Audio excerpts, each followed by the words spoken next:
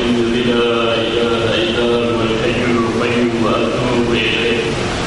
لا إله إلا الله وحده لا شريك له، له الملك وله الحمد يحيي ويميت وهو على كل شيء قدير. ولا حول ولا قوة إلا بالله العلي العظيم. اللهم صل وسلم وبارك على سيدنا محمد نور الكافي ودواء الكافي وعلى آله وصحبه وسلم. اللهم صل على سيدنا محمد الفاتح لما أغلق والخاتم لما سبق ناصر الحق بالحق والهادي إلى صراط المستقيم صلى الله عليه وعلى آله وأصحابه حق قدره ومقداره العظيم. بسم الله الرحمن الرحيم. الحمد لله رب العالمين وبه نستعين على أمور الدنيا والدين. اللهم صل وسلم وبارك على خاتم الأنبياء والمرسلين سيدنا ونبينا وحبيبنا وشفيعنا وذكرنا محمد وعلى آله وصحبه ومن استنى بسنته إلى يوم الدين. سبحانك لا علم لنا إلا ما علمتنا. Maaf bika ya Allah, kami manusia tak pernah mengerti apa-apa illa ma'alamdana, kecuali apa yang diajarkan kepada kami. Innaka antal alimul hakim. Sesungguhnya Engkau ya Allah yang maha mengetahui lagi maha bijaksana. Allahumma fa'alina usulul arifin. Ya Allah, bukakanlah pintu hati kami bagaimana Engkau bukakan pintu hati hamba-hamba yang tenang. Wafa'alina abwabul ilmi wal ma'rifah. Ya Allah, bukakanlah pintu hati kami dengan cahaya ilmu dan ma'rifah. Allah ma'alimna mimma jahilna. Ya Allah, ajarlah kami sesuatu yang tidak kami ketahui. Wazakirna mimma nasina. Peringatkanlah apa yang telah kami buat. Allah maj'alna mimma yastabi'una al-qawla fayattabi'una ahsan. Ya Allah, jadikanlah kami dari kalangan hamba-hamba-Mu yang mudah mendengar segala nasihat dan bimbingan yang baik, dan berilah kekuatan kepada kami untuk melakukan amal ibadah yang terbaik. Assalamualaikum warahmatullahi wabarakatuh. Yang saya muliakan saudara tuan-tuan si majlis yang berbahagia, Al-Fadil Ustaz Halim Aisyah, Tuan Qadhi daerah Sepang, yang dikasihi, yang berbahagia Sahibul Fadilah Datuk Dr.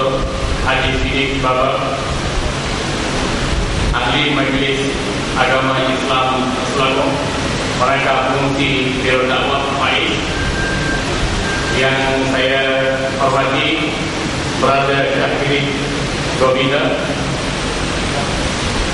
yang dikasihi Al-Fadil Ustaz Muhammad Abdullah Al-Aqi, yang saya muliakan Tuan Imam Masjid Ikhyamuddin Bandar Baru Salam Tinggi, hari-hari jawatan kuasa Musal Masjid, yang dihormati barisan pada pegawai kanan Jabatan Agama Islam Selangor bersama dengan Masjid, adik-adik pelajar daripada Sekolah Agama Menengah Bandar Baru Salam Tinggi, juga adik pelajar daripada Sekolah Agama Menengah Sungai Merantau, tuan-tuan, puan-puan, hadirin muslimin muslimat yang dirahmati Allah.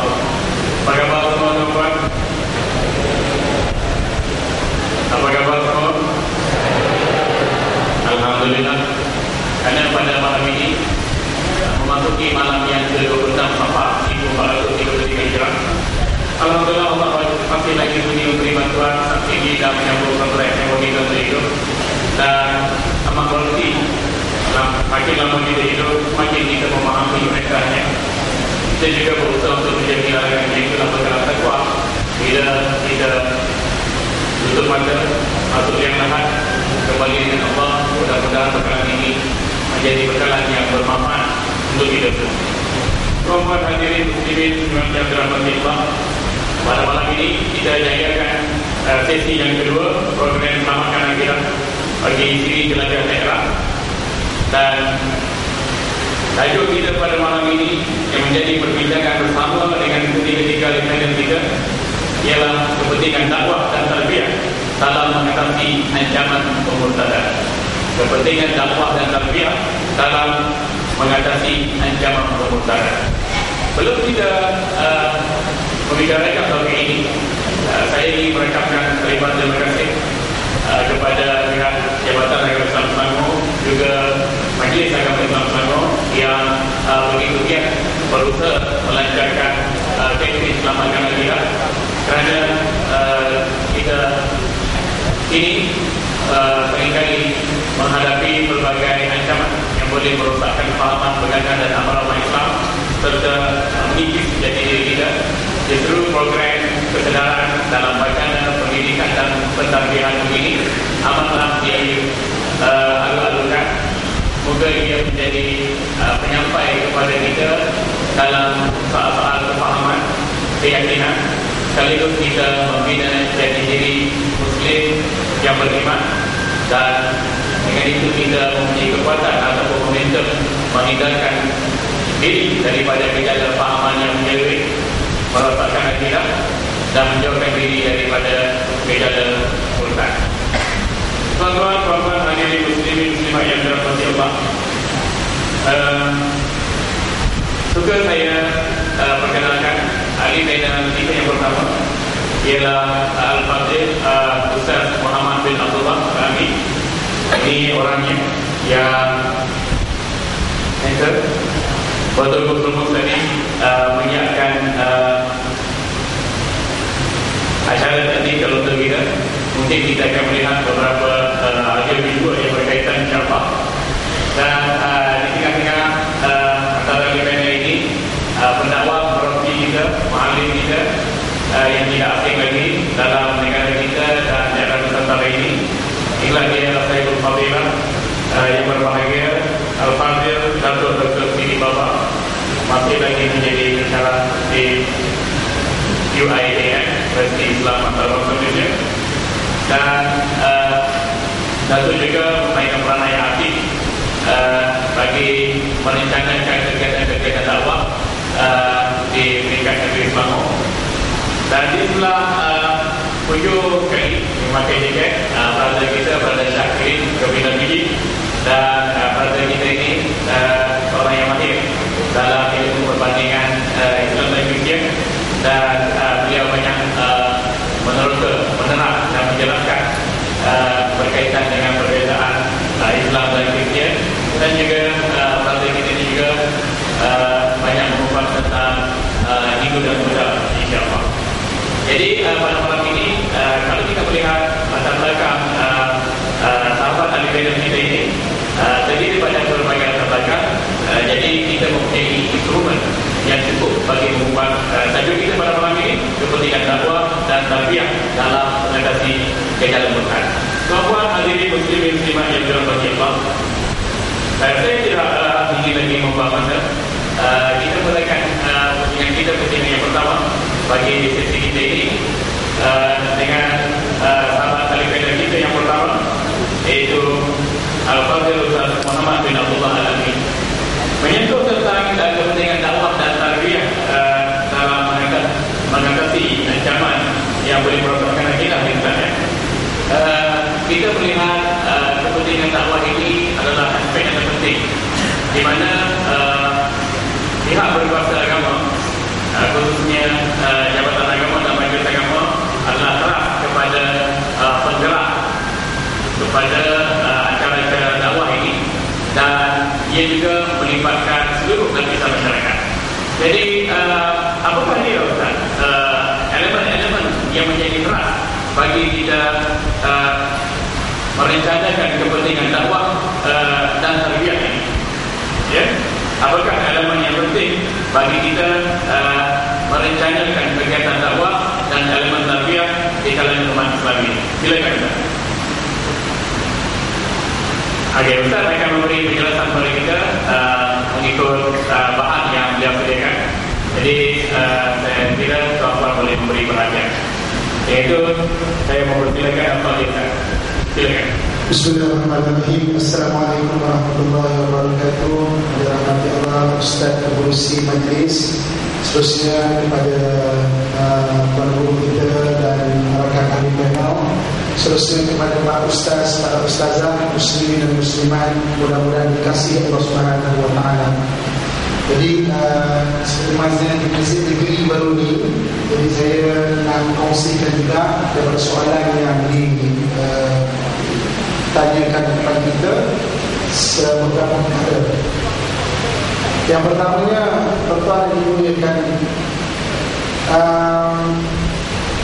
secara ringkasnya saya ingin ceritakan sebuah kisah, yaitu ketika Rasulullah SAW di dalam peperangan Khandaq, Rasulullah SAW dikhabarkan ada batu besar yang tidak mampu dipecahkan. Maka Nabi SAW meminta segelas air dan satu tukul, dan dihayunkan tukul ini kepada batu ini, terpercik api, dan Nabi SAW mengucapkan Allahu Akbar. Yang kedua, Nabi mengucapkan Allahu Akbar, dan yang ketiga juga Nabi mengucapkan Allahu Akbar. Para sahabat bertanya kepada Nabi, kenapa kau mengucapkan takbir dengan begitu bersemangat? Maka Nabi kata, aku lihat pada percikan api pertama, kota Syam, jadi kota Rom akan jatuh ke tangan kamu. Aku lihat percikan api yang kedua, kota Parsi jatuh ke tangan kamu. Dan aku lihat percikan api yang ketiga, kota Yaman, kota Samab jatuh ke tangan kamu. Dan pada ketika itu, selepas wafat Nabi, benarlah hadis Nabi SAW, tombangnya kota Samab, tombangnya kota Parsi, dan tombangnya kota Rom. Maksudnya apa yang disebut adalah benar. Sahabat bercari-cari lagi, apakah hadis yang disebutkan oleh Nabi SAW lagi. Antaranya mereka berjumpa hadis yang disebut dalam kitab Al-Bukhari, dan tuftihan al-Qastantiniya pada ni'mal amin amiruha wa ni'mal jaish dzalika jaish. Kota Konstantinopel mesti akan dibebaskan, dan sebaik-baik pemimpin adalah pemimpin yang menawan kota itu, dan sebaik-baik tentera yang menawan kota itu. Dan para sahabat berusaha untuk mempaskan kota Konstantinopel, tetapi tidak berjaya. Seorang sahabat yang dipimpin oleh Abu Ayyub Al-Ansari, habis generasi sahabat, anak sahabat sambung balik hadis ini, tapi tidak berjaya. Cucu sahabat sambung, tapi tak berjaya. Apakah hadis ini tidak benar? Tetapi apa yang disebut adalah semuanya benar. Selepas 700 tahun benar, kota Konstantinopel itu jatuh ke tangan Islam. Inilah kebenaran kata-kata hadis Nabi SAW. Dan oleh kerana Nabi SAW menyebut satu benda yang benar, banyak hadis Nabi terutamanya tentang kita akhir zaman. Apa antara hadis Nabi SAW? Antaranya, di akhir zaman Islam itu pasti akan berbilang dan akan disemarakkan dengan daripada beberapa tempat. Antaranya daripada Timur Jauh. Timur Jauh di mana tak tahu. Kerana hadis disebut di Madinah, mungkin di Afghanistan, mungkin di India, mungkin di Pakistan, mungkin di Nusantara kita, mungkin di China, mungkin di Korea, mungkin di Jepun, tak tahu. Tapi disemarakkan oleh bangsa-bangsa dari sebelah timur. Dan sebab itu ketika Rasulullah wafat, para sahabat datang mengislamkan bangsa-bangsa sebelah timur. Kenapa? Nabi kata akan disemarakkan oleh bangsa-bangsa sebelah timur. Saya cerita khusus bentuk tarbiyah yang ditanya, kelas dakwah yang dibawa oleh pendakwah kita pada mula-mula Islam datang ke sini. Mereka sebenarnya berdagang sambil-sambil berdakwah, dan mengislamkan bangsa kita.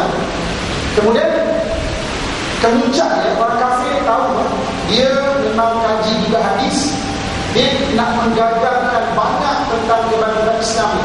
Dia cuba Kristiankan, dia cuba kafirkan balik negara-negara umat Islam. Kemuncaknya berlaku peperangan salib pada tahun turun ke 10 Masih, dan umat Islam musuh Islam berusaha hancurkan Islam sehingga hampir 200 tahun berdiri berlaku, tapi tidak berjaya. Kekalahan mereka dalam peperangan salib, mereka mempelajari satu perkara. Apa yang mereka pelajari? Umat Islam tidak dapat dikalahkan dengan senjata. Dan daripada tarikh itu, mereka wujudkan satu squad, dipanggil squad orientalis. Orientalis ini yang mengkaji budaya bangsa-bangsa Muslim dan cuba lemahkan mereka dengan keadaan bangsa-bangsa itu. Dulu tuan-tuan, saya sebelum masuk ke pendidikan formal, Saya ini berasal dari pendidikan pondok kan. Kalau saya hantar pondok dulu, hantar pergi Pakistan, buat hafal Quran, habis, balik masuk pondok dulu tapak, kemudian baru ke SPM, barulah masuk universiti dengan izin Allah SWT. Dengan izin Allah sekarang kita tulis untuk sampai ke bidang PhD dalam bidang agama. Tok guru saya dulu sangat pesan. Dia kata apa? Mu ni jaga agama ni. Saya keluar Kelantan, tapi saya lama di Kelantan, dia pesan. Sebab dia keluar tu ada satu golongan orientalis. Dia memang nak menghancur Islam. Mu ingat benda tu. Mu ni budak-budak ni, generasi muda ni ingat benda tu. Ketika saya masuk universiti, saya berlaku maksudnya krisis identiti. Di universiti saya tak pernah pun disebut tentang orientalis. Ya, wujud ke? Guru ni betul ke? Dengan pakai semuta dia, dengan baca kitab kuning, mana dia tahu semua benda. Ya, betul ke? Contoh sembilan, ketika saya menjadi pada tahun 2009, saya dijemput untuk menjadi pensyarah di Moscow State University Rusia. Saya jumpa sungguh pokok ni, saya jumpa sungguh pokok ni. Bagi kita kongsikan. Ini generasi orientalis bahagian Nusantara kita. Bahagian Nusantara kita. Bahagian orang Melayu kita.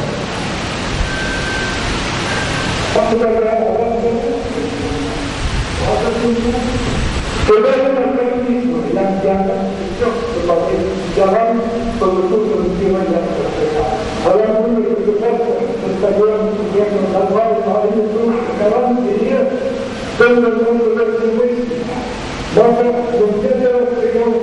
ini generasi pelapis orientalis yang muda-muda yang sedang cuba dilahirkan.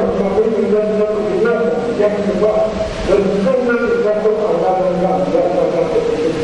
dan membawa budaya itu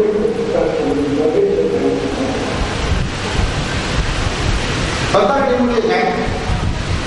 Anak-anak kita kecil ni dia belajar dalam sejarah dengan 3 darjah. Kenapa penjajahan datang ke Nusantara?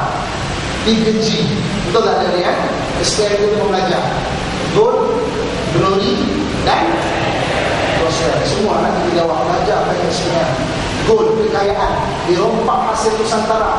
Pusat dibangga kekayaan kota London, Paris, kota Spanyol dan kota Belanda. Hasil rompakkan daripada Nusantara. Yang kedua, glory, kemenangan. Diubah banyak struktur-struktur dalam Nusantara ini. Rombakkan kerajaan Islam. Rombakkan kerajaan Islam. Kerajaan Islam melangkah rombak 1914. 1915 Demak hantar 100 kapal yang dipimpin oleh Adipati Yunus. Tapi balik 7 kapal saja, yang lain banyak syahid. Spanyol juga merombakkan kerajaan Islam Brunei. Dia pergi ke Filipina dulu kerajaan Islam yang dipimpin oleh Sultan Sulaiman, syahid dalam peperangan. Kemudian dipimpin oleh Sultan Kudrat daripada Mindanao. Jadi Spain datang nak hancur kerajaan Islam Brunei, tetapi telah dipertahankan oleh Sultan Saiful Rijal dan juga Bendara Sakam yang berjaya menghantam keluar penjajah Spanyol pada ketika itu. Jadi ketika mereka datang, tujuannya apa? Gospel, untuk mengkristenkan bangsa-bangsa sebelah timur yang telah diislamkan oleh para sahabat dan para tabi'in satu ketika dahulu. Ini antara contoh orientalis yang pelapis-pelapis mereka dalam bahagian Nusantara. Saya di sana di Moscow State University, saya bergaul dengan 2 jenis orientalis untuk bahagian Nusantara, orang Melayu dan bahagian Parsi. Yang lain saya tak kenal. Sebab saya dah mengajar sana, waktu itu saya jumpa ini bahagian Nusantara.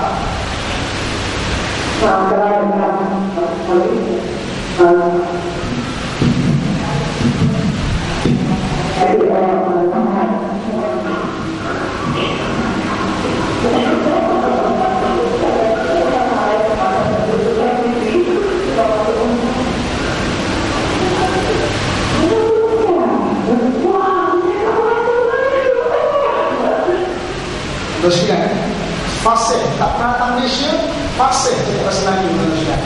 Waktu saya datang tu, mereka sedang mempelajari tulisan Jawi lama kita.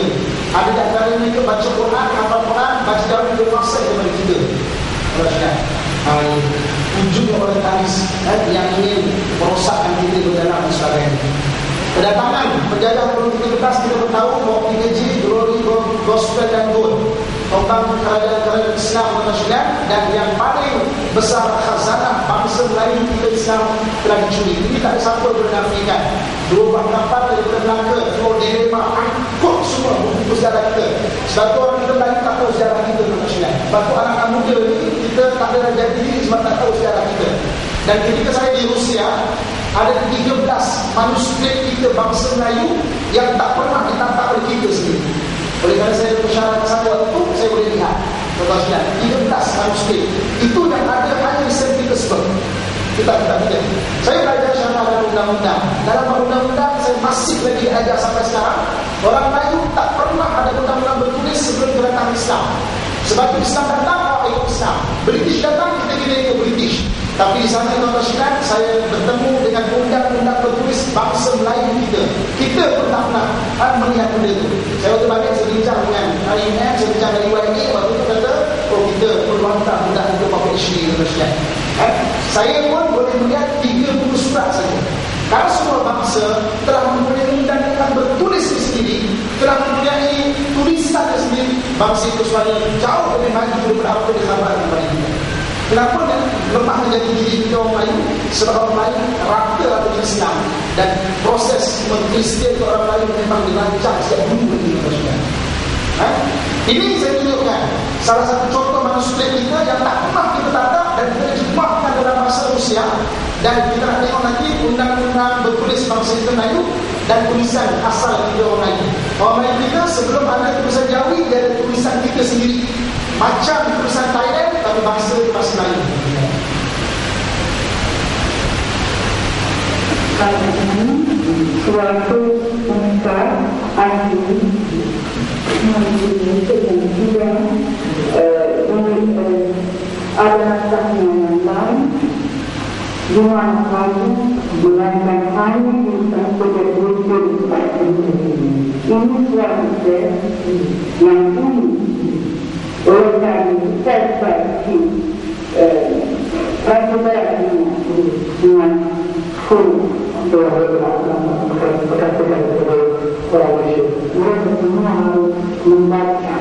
membaca buku asli untuk mempelajari atau melalui suatu bahasa yang lengkap. Okey, tuan-tuan, jadi kita akan tengok tulisan asal kita orang Melayu sebelum wujudnya tulisan Jawi dan undang-undang bertulis bangsa kita Melayu di Malaysia. Asal tulisan Melayu.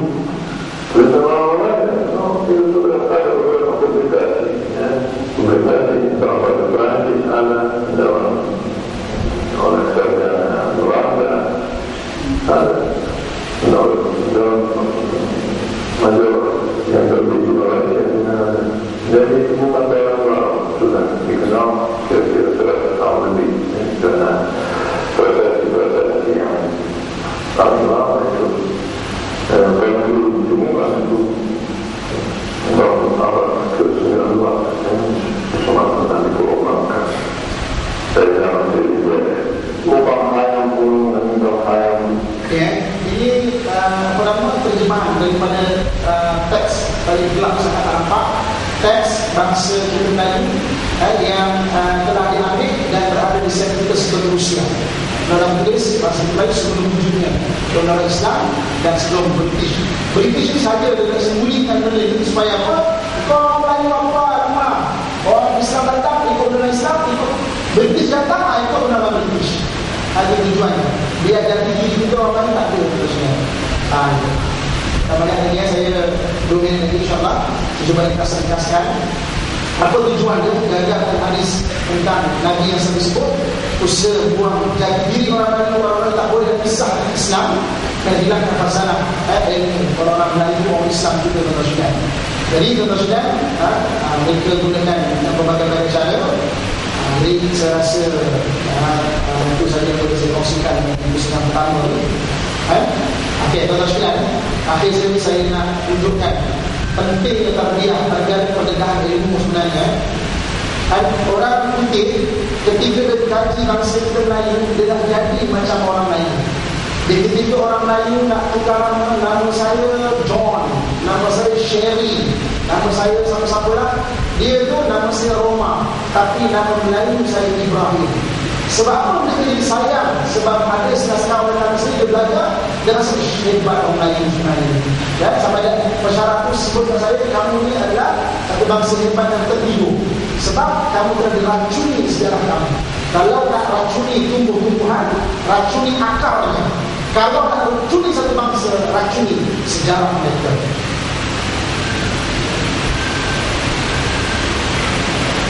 Kedua, suatu bahasa yang memakai sedikit-sedikit nanti orang menjadi bunyi.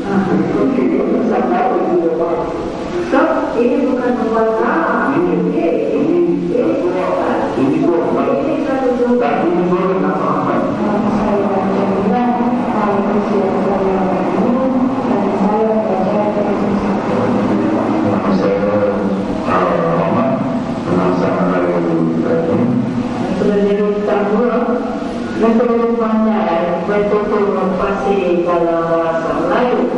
Jadi kontrasnya saya ringkasnya, saya menutup dia kontrasnya yang pertama, kita kesedarkan anak-anak kita di bawah kita dan tanggungjawab. Setiap kali saya melihat tuan-tuan guru kita meninggal, kita pun dah tua dah, sama-sama dah berumur dah. Anak-anak kita ni lah yang menjadi pelapis-pelapis ini. Tanamkan pada mereka tarbiyah, tanamkan dakwah, tanamkan Islam. Supaya apa? Kalau generasi kita ni tak ada, mereka besok dapat meneruskan amal Islam tu, untuk meneruskan bagaimana orang terdahulu menjaganya. 500 tahun orang Kristian tidak Nusantara tidak berjaya dengan. Tapi apa jadi sekarang? Mereka gagal dalam perang salib tahun 10, mereka gagal dalam operasi 3G tahun 15, Gold Gospel dan Glory. Mereka gagal tahun ke-19. Apakah mereka gagal tahun ke-20 ini internasional? Apakah mereka gagal? Kita tengok pendaftaran anak wanita sejak 17 dan 17-an. Apakah mereka gagal? Tengok pesakit HIV Muslim tumpang teduh di gereja. Apakah mereka gagal internasional tahun ke-11? Mana orang-orang yang dulu pendakwah, mana pejuang-pejuang yang pernah mempertahankan Nusantara dari ketika dahulu? Kita tidak mahu, dan anak-anak kita dia besok akan meneruskan. Tapi yang sangat penting, tanamkan kepada mereka kesedaran ini bahawa kita orang Islam dan tanah ini adalah tanah orang Islam, dan kita perlu jaga dengan sebaik-baik. Kalau kita tak jaga, orang tak akan jaga. Wallahu a'lam. Assalamualaikum warahmatullahi wabarakatuh. Waalaikumsalam warahmatullahi wabarakatuh. Jazakumullah khairan jazaa. Diucapkan kepada Al-Fadhil Ustaz Muhammad bin Abdullah di atas penjelasan seperti tadi. Terbukti pada kita tuan-tuan bahawa jangan sesekali kita berletak diri di zon selesa. Kita jangan sekali berfikir kita Islam, mak ayah kita Islam, masyarakat kita Islam, dan komuniti Islam, komuniti yang majoriti dalam negara kita, maka kita meletakkan diri kita di zon selesa. Jangan berasa begitu. Kerana setiap masa ketika keadaan akan ada sahaja fahaman, pemikiran, pegangan, amalan yang digunakan oleh golongan tertentu, khususnya bukan Islam, untuk merosakkan kepercayaan, keyakinan dan amalan kita. Sama ada ia bersifat klasik ataupun moden, pemikiran-pemikiran yang dirangka untuk merosakkan agama Islam ini perlu kita sedari, perlu kita fahami, dan semua itu melalui proses tarbiyah atau proses pendidikan. Jadi untuk itu kita perlu jelas dengan kronologi pendidikan itu sendiri. Maknanya ilmu bukan sekadar dipelajari, difahami, tetapi dihayati. Artinya ilmu yang kita dapat itu perlulah diyakini. Ini yang dikatakan ilmu akidah. Akidah maksudnya simpulan hati yang berteraskan kepada kefahaman, kepada keyakinan. Kalau tidak ada kefahaman, tidak ada keyakinan, tidak ada yang dikatakan akidah.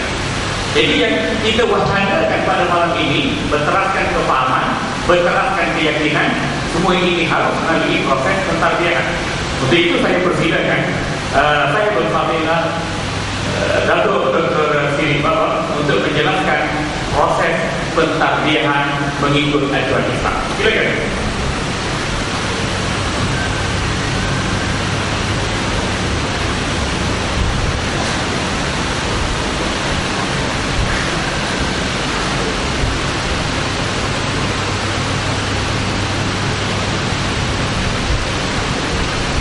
Assalamualaikum warahmatullahi wabarakatuh. Alhamdulillahirabbil alamin wassalatu wassalamu ala asyrofil anbiya'i wal mursalin Dikasihi saudara pemimpin majelis, sahabat-sahabat atau rakan-rakan yang dikasihi Tuan Qabil, serta saya Tuan Imam, para pegawai masjid, hadirin hadirat, khususnya anak-anak yang ada di sini. Alhamdulillah, syukur kita kepada Allah Taala kerana pada malam ini